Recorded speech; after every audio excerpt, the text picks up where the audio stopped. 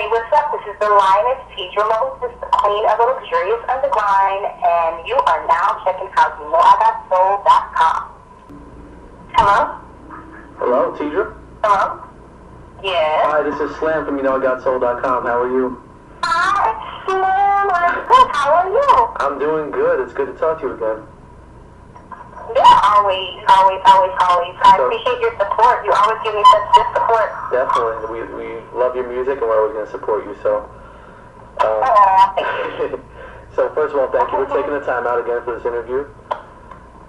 Oh, yeah. Anytime. So, let's talk about, the mixtape first you just released, Luxurious UnderGrind. First of all, talk about when were what's the time period of when these songs were actually recorded? It is a time period. I try to make timeless music. In my opinion, it's timeless. Like, I don't know, other people may say it, but to me, it's not. Let's start from the top. Another Lover was recorded the day before I put out the mixtape. That's why the break that the mix of that one is kind of whack because I was just rushing. I love that sample from Trap Complex. I love it so. I love Trap Complex. But I love that sample, so I just wrote the song to the sample. I kept pressing it back and stopping, pressing and writing, phrases and writing passages to just the intro. And then I called my homeboy, who's my engineer and one of my favorite producers, Donnie. He called himself Donnie Cash, but Donnie, I asked him could he just loop it and send me the bassline loop. And then I wrote the song, looped it to him. What I did, he sent me a beat. And then I actually wrote the first verse and the hook, and then he sent me the beat, and then I wrote the rest of the song. And pretty much about we kind of finished that song up the day before. The second song on the tape is Another Lover Than what comes up next? Another Lover Than Imitation, I think. I don't know. Yeah, so I think the next song is Imitation. Imitation, I did I got that beat from Track Academic probably about 3 years ago. And I wrote the song maybe about 2 years ago. Okay. I laid the song earlier this year. I'm really slow with that kind of stuff because I just want to make sure I like it, Yeah. I wrote this song. I laid that song earlier this year when I was in LA and Fox was nice enough to let me do the studio at the time. Okay. And I did that record and a couple other records that I didn't put on the mixtape. Let me see. What is the one that I did before Complex Simplicity was released. Wow. That's how old that song is. Wow. But I love it. I love it just the same. Like it's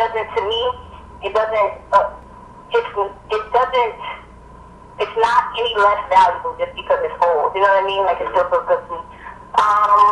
What other songs are on there? It's hard for me to remember. Silence for You, I did about 2 years ago, I think. Let's see. So Special, I did So Special the night that I was in the studio before I put out like July 3rd. It was the day before I put out the mixtape. That was produced by some guy by the day, and the hook was written, So Special, and that was written by the guy 108K. Who is featured, and he said, you're so special, before I let you go, I just want you to know. I like that concept that he was saying, he liked this girl a whole lot. I don't know what he was really saying, because I only heard the hook. But when I heard it, I took it as, I don't want to mess, two people with great chemistry, but they're just not meant to be together. You can have good sex, but it's just not meant to be together, and you can actually be cool with each other, but you're not supposed to be locked in. And I took it from that perspective of not sticking to something just because it's there and ruin it. So I switched the hook a little bit. What else is on that? Wish You Were Here. Wish You Were Here was a acapella that I did in 2006, I think, or 2007. Okay. And I found it. I was going through my hard drive and I found it. That's pretty cool. I had just come up with one more line. So I came up with that one more line and I used that.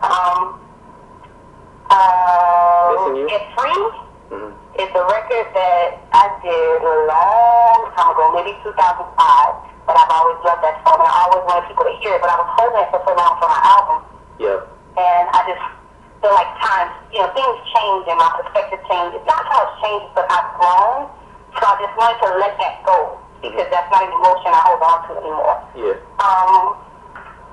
What did I name them all? I think Missing You, the last track. Yeah. Missing You. That was my album clearly. That was written. That was when I was still on TBT. Because that was something. That was like one of the records that I just held on to forever because I felt like, every album I wanted to give a talk to my mother. I don't feel so much like that anymore. That time I felt that way, like I wanted to give a song to my mother every album. But I might still do that because I've noticed that records that I write about missing my mom or the passing of my mother, or, people really feel like that helps them. Like they feel like they can get their cry out, or it makes them feel comfortable that they're not the only person in that position. So I'm always willing to be helpful to other people, even if that emotion is not something I have to deal with all the time. It's something I can definitely dig inside myself and get because I do miss my mom. Yeah. Even though I wrote that record a while ago, it's still very relevant to how I feel right now. Yeah. Okay, cool. Talk about the title, Luxurious Undergrind. What does that mean to you? To me, it's just like shining from the bottom, like you belong at the top. Like shining like really bright from the bottom. Like you see the bottom of the barrel. It's a bunch of, something shining on the top of the, barrel, whatever. But this thing from the bottom is just shining so fucking bright that people want to reach down beyond all that other stuff and grab that. Because the whole point is, I'm underground. That's what I am. And I never let that be a problem for me. I never let that be a burden for me. I never cried about being underground. I almost like it more than even getting to a point of commercial. I always tell people the only thing I want about commercial success is money. Yeah. Because I like money. I like really nice cars. I like really nice clothes. I like to live in really nice places. I like to do whatever I want to do, and money allows you that. Fame is not important to me at all. So luxurious underground is like shining from the bottom with your, like you belong at the top with your eye on the prize. Just because you're at the bottom don't mean you're going to stay there. Yeah. You know what I mean? You're looking up at something. You got a goal and a vision in mind to get to.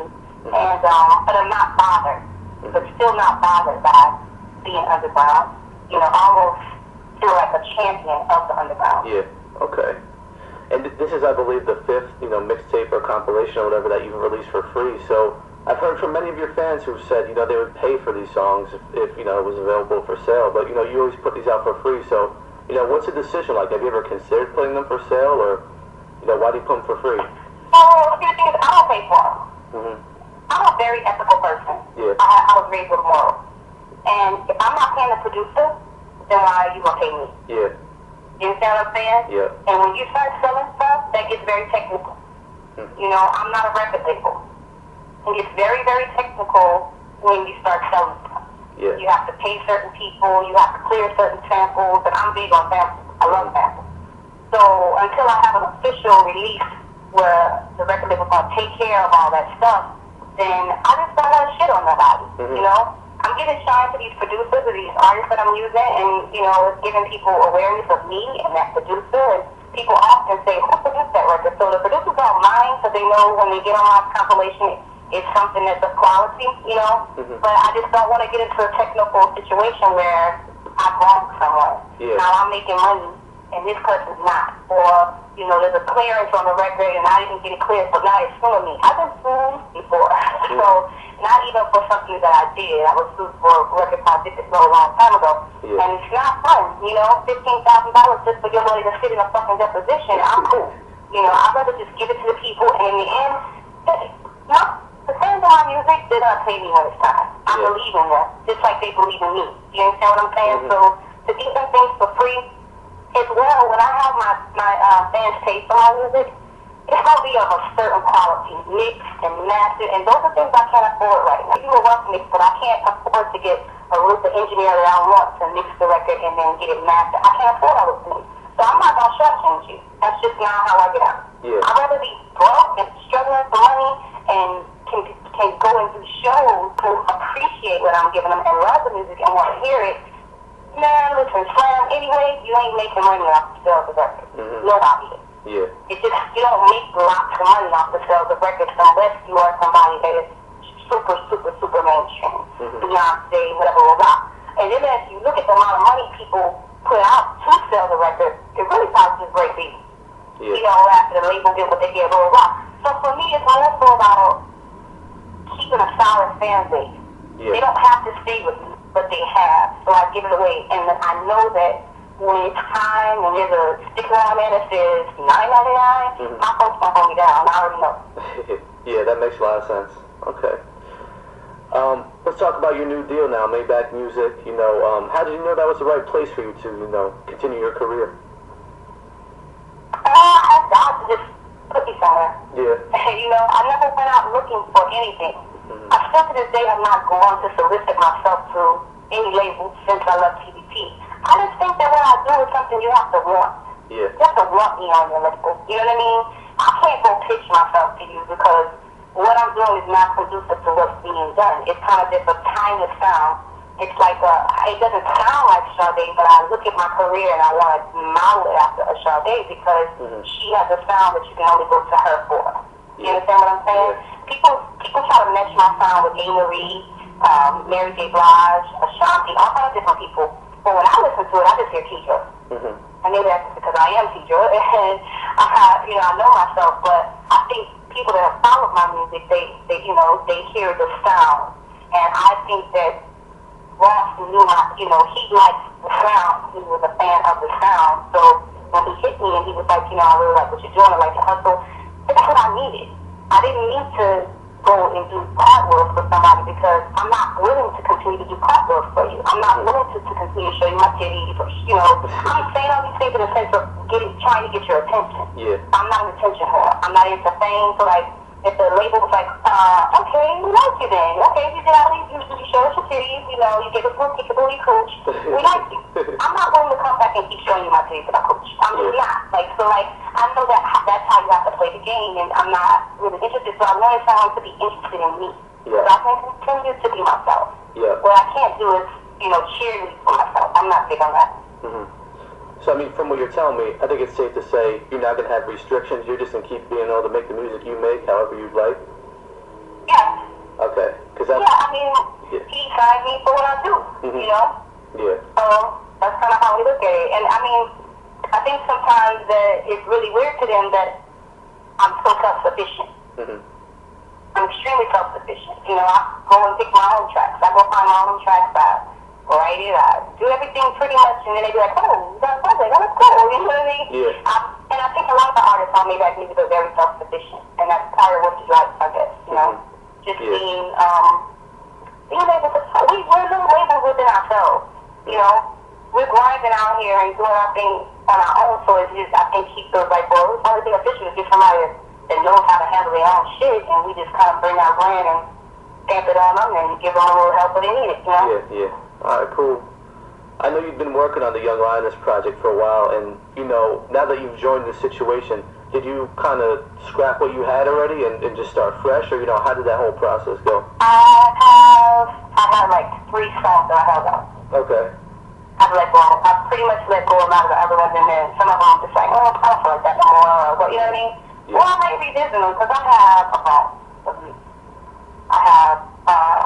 hard drives upon hard drives, so it's just music, So it's just like, really do have to put out 2 more compilations this year with no problem. I don't know if they would be of the quality I want them to be because I'm very particular about just the flow of the mixtape and all that stuff, But, I could put out albums, from this music, but it's just the quality that I would want and the consistency is very important. So, I have like 3 records that I'm holding on to for the Lioness.